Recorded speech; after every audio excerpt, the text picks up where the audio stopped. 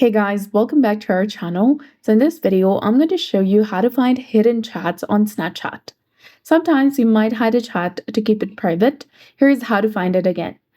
So in order to hide the chat, you need to first go ahead and tap and hold on to the chat that you want to hide. Then after it, go to chat and notification settings and select clear from chat feed and select clear again to confirm.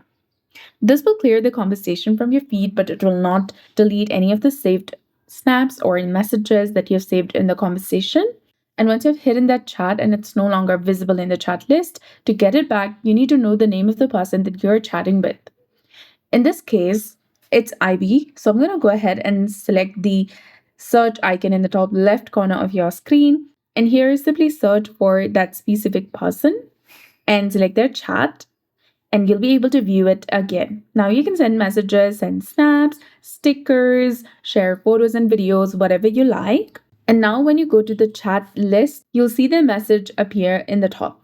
You can now easily access it in the future. So that's it. I hope you found this video helpful. If you did, please like, share, and subscribe. Thanks for watching. We'll see you again in the next one.